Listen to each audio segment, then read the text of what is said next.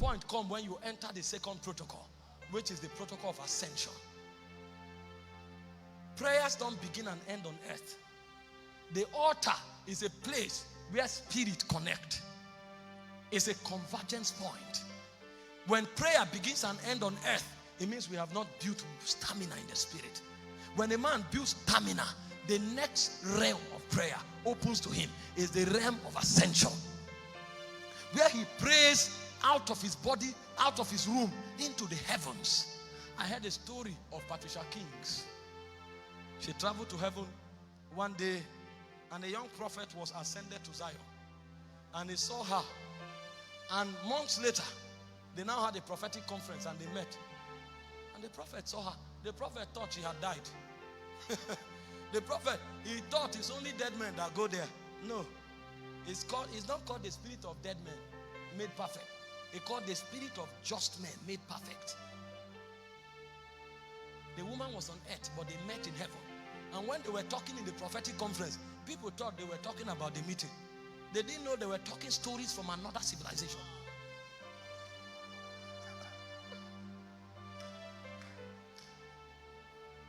Go and ask the men that control things in darkness.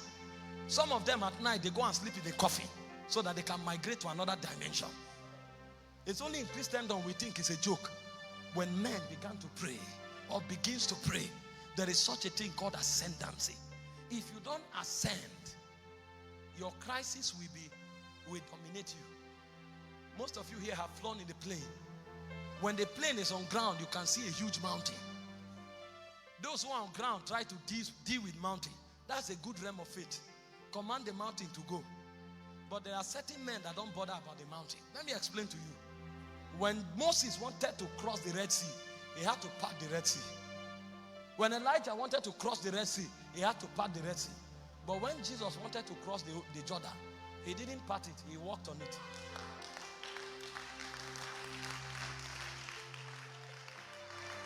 There is a realm where you command mountains. That's the realm of stamina. But there is a realm where you leave the mountain behind. So when the plane takes off, after a while, you don't need to talk to the mountain. You know, when you are on ground, you will run into the mountain. But when you go high, you will not only fly above the mountain will become a mole. And the point will come when your current experience, even if you try to look at the mountain, you can't find it. The mountain will vanish. The buildings will vanish. The cars will vanish. So there are men who are commanding mountains. So if I wanted to come to Ghana and I was running, I would have more than 10,000 mountains to command. But when I flew, I didn't know if mountains existed. Even if I tried to check, I can't see anyone because I had gone above the clouds. That's the realm people go to, and they tell you they can't remember when last they had a problem. And you say it's a lie. Are we not all men? It's true, we are all men, but we function at different cadres in the spirit. I'm just showing you the wealth of prayer. I've not started talking about prayer. I'm just showing you the protocol of accessing what's in the heart of God. If you are clustered with challenges, you can't go far. They will pull you down. So what you need to do is to pray out of the realm. And even if your challenges were wanted to, they can't find you. You are lost in the cloud. So somebody comes, they say he has cancer. He will die in 2 weeks. And then he ascends. And then when he comes, he's drunk in his house. And then they say he will die. I read the story of John Austin, Joel Austin's father, the wife. She was diagnosed of cancer and they told her she would die in 10 days. Everybody prayed. They went to the best doctors. John Austin himself was a man of faith. Here was a mountain. And when she saw that commanding was not working, she gathered 40 scriptures and sat on it every day with tongues. 10 days became 10 months. 10 months became 10 years until she grew old. She left the realm where cancer operates. So they couldn't find the cancer. She left the cancer. It's the realm of ascension. That's why before Jesus talked about the assignment on the cross, he had to ascend. It was deliberate that Jesus went to ascend on the mountain. Because Jesus himself, if he was on ground, a point will come when he will want to run away. Hope you remember that even up to Gethsemane, Jesus said, if it were possible, take this cup from me. He wanted to run, but when nothing was happening, he knew the only technology to subscribe to was the technology of ascension. And when Jesus ascended, as he came from the garden, he told them, let's go, the hour is now. Fear vanished. When the people came, they said, whom seek ye? He said, Jesus. They said, who seek ye? They said, Jesus of Nazareth. He said, I am he. And they went back and fell. Whom seek ye? Jesus of Nazareth. I said to you already, I am he. They went back and fell. They couldn't even arrest the man because he had gone to another realm. He had to tell them, I was with you in the temple day and night. You didn't arrest me. Why have you come in the night? He said, because it's your hour. Peter took a knife. That's how earthly men behave. And cut off the ear of one of the servants. Do you know how many soldiers came? How many knives will you need? He said, put your knife back. They that live by the sword shall die by the sword. There are men that live by the technology of ascension. They don't know death. So when the time came, he said, this commandment have I received of my Father. I have the power to lay down my life and to take it up again. They thought they killed him. After 3 days, he came out and strode out of the grave.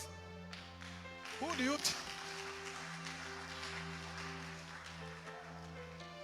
They thought they killed him. They rolled a stone, covered the tomb. When 3 days came and the quota of divine justice was fulfilled, he strode out of the cave. And the soldiers that were guarding the cave with guns, they fell down and slept. They didn't even know what happened. An earthquake took place. They saw an angel descend from heaven, stood on the grave, and the stone rolled away on its own accord. They collapsed. Their whole military training failed them. Their hearts failed them. And here was the Lord of glory. He strode out of the grave. And the disciples were afraid, praying in the room. And he just walked through the wall and said, peace be unto you. No, he said, all hail the King. He had ascended. All hail the King. The man who came is a man functioning from ascended reality. When you ascend, your enemies will see you and run. They won't know what is pursuing them because you will enter, the dread of God will be upon your life. Nations will bow to you. They won't know why. Not because you are fair or tall. Not because you are dark or short. Because you are functioning from an ascended reality. The people will come sometimes. You just say, God bless you. And then they are excited. And it's not just a man of God. Even in your office. They may be plotting coup. They want to take you from your seat. Just go and ascend. When you come back, like Solomon, you will live in the midst of your enemies. You will not need to fight battles. David had stamina. Solomon had ascension. So David fought 44 battles. Solomon didn't need to throw one arrow. All his enemies were at peace with him. Because there was a realm he functioned from. You don't fight such men. Even you will advise yourself that it's a waste of time to fight them. They are living from an ascended reality. You will come to your office and then you will see that they are fighting. What is the problem? One person spoke against you and 3 people rose to kill that person. You didn't say anything. You will be begging the people, no, don't touch you. Don't touch you.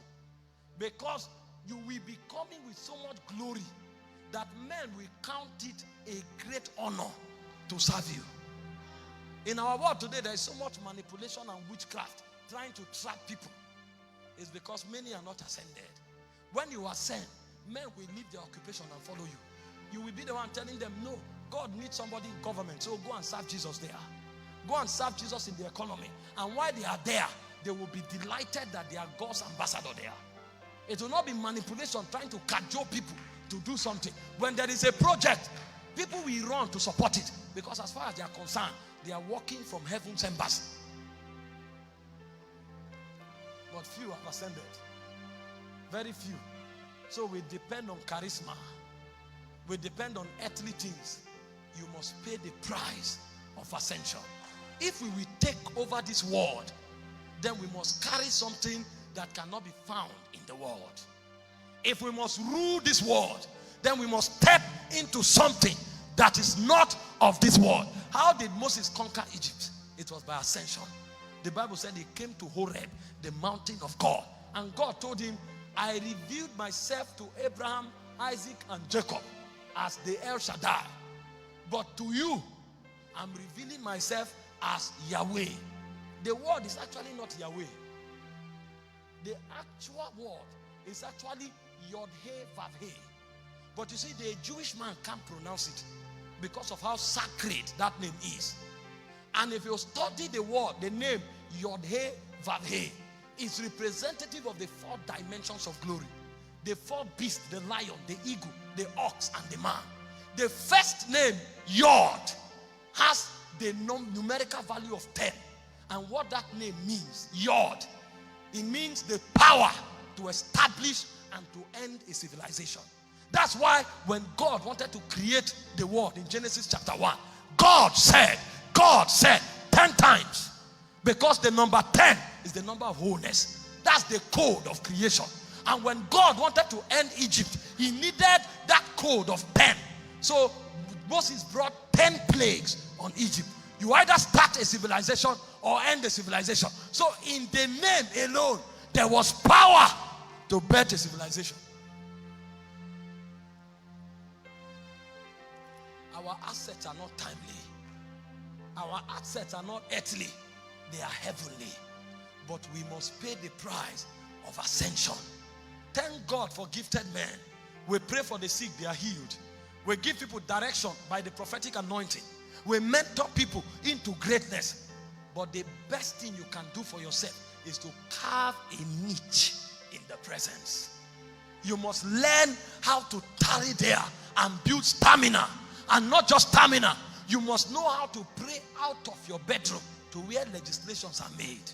So when you come out of your bedroom, you didn't come out from the bed. You came out of Zion.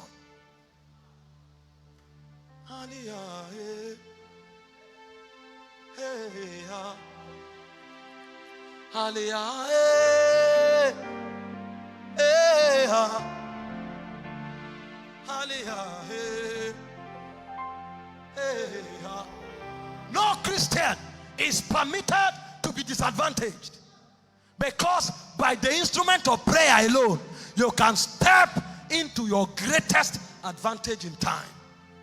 When a Christian is disadvantaged, it's because he's not taking advantage of the things that are freely given to him. The Bible said women received their dead back to life. Not prophets, not apostles. These were ordinary women, but they knew what the womb represented in the spirit.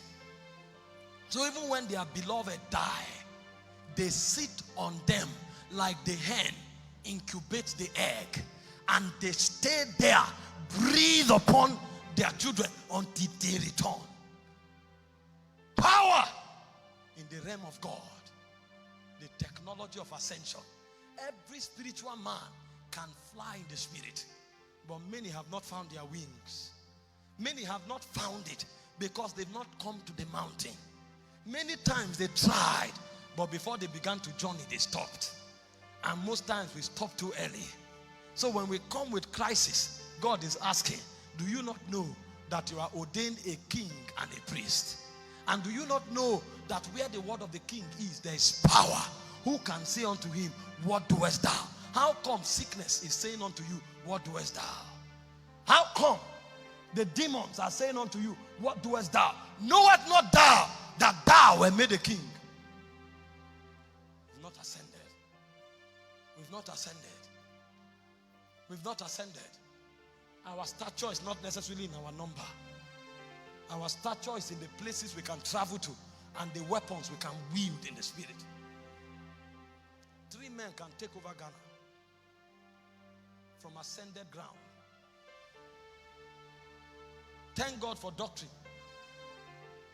But there are things in God that cannot be captured in a teaching.